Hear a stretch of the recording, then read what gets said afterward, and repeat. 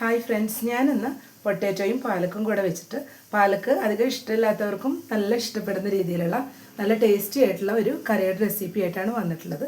ഇത് ചപ്പാത്തിയുടെ കൂടെയും ചോറിൻ്റെ കൂടെ എല്ലാം നല്ല ടേസ്റ്റാണ് കഴിക്കാനായിട്ട്. അപ്പോൾ അതെങ്ങനെയാണ് റെഡിയാക്കുന്നതെന്ന് നോക്കാം.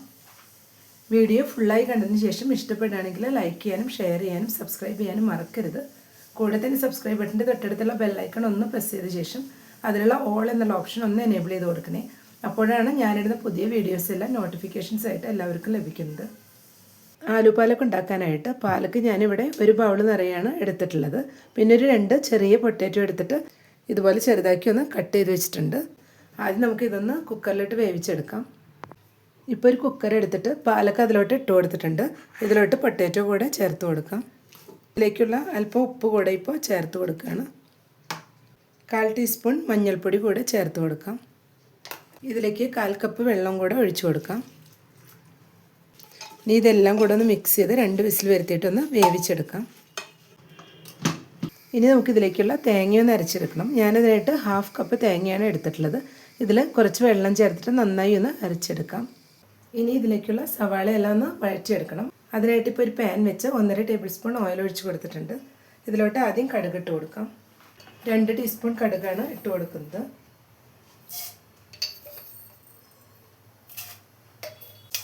ഇപ്പോൾ കടുക് പൊട്ടി വന്നിട്ടുണ്ട്. ഇതിലോട്ട് ഒരു സവാള ചോപ്പ് ചെയ്ത് വെച്ച് ചേർത്ത് കൊടുക്കാം.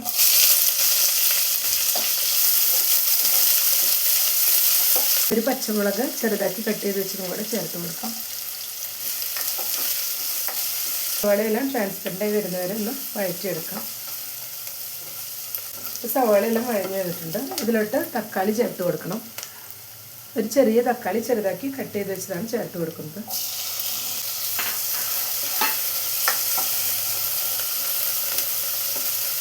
തക്കാളിയും കൂടെ ഒന്ന് നന്നായി വഴറ്റിയെടുക്കാം. ഇപ്പം എല്ലാം കൂടെ നന്നായി തന്നെ വഴറ്റിയെടുത്തിട്ടുണ്ട്. ഇനി ഇതിലോട്ട് പൊടികളും കൂടെ ചേർത്ത് കൊടുക്കാം. ഇതിലേക്ക് 2 ടീസ്പൂൺ മല്ലിപ്പൊടി ചേർത്ത് കൊടുക്കാം.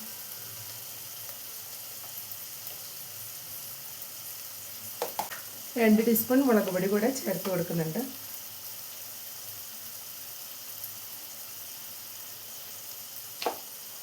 ഇനി ഇതിൻ്റെ സ്മെല്ലൊന്ന് മാറി വരുന്നവരെ ഒന്ന് വഴറ്റിയെടുക്കാം. ഇപ്പോൾ എല്ലാം കൂടെ നന്നായി ചൂടായി വന്നിട്ടുണ്ട്. ഇനി ഇതിലേക്ക് വേവിച്ച് വെച്ച പൊട്ടാറ്റോയും പാലക്കും ചേർത്ത് കൊടുക്കാം. പൊട്ടാറ്റോയും പാലക്കും എല്ലാം നന്നായി തന്നെ വെന്ത് വന്നിട്ടുണ്ട്. ഇനി എല്ലാം കൂടെ ഒന്ന് മിക്സ് ചെയ്തെടുക്കാം.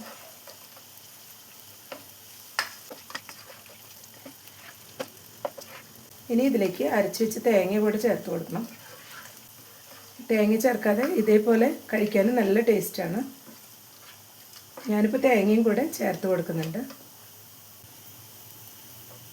കുറച്ച് വെള്ളം കൂടെ ചേർത്ത് കൊടുക്കാം. ഇനി എല്ലാം കൂടെ ഒന്ന് മിക്സ് ചെയ്തെടുക്കാം.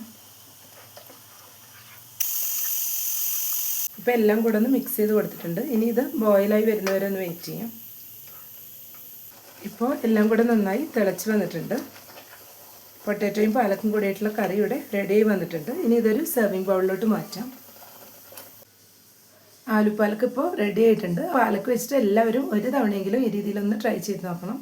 ഇഷ്ടപ്പെട്ടെങ്കിൽ ലൈക്ക് ചെയ്യാനും ഷെയർ ചെയ്യാനും സബ്സ്ക്രൈബ് ചെയ്യാനും കൂടെ തന്നെ ഫീഡ്ബാക്ക്സ് ഉണ്ടെങ്കിൽ അറിയിക്കാനും മറക്കരുത്. Thank you.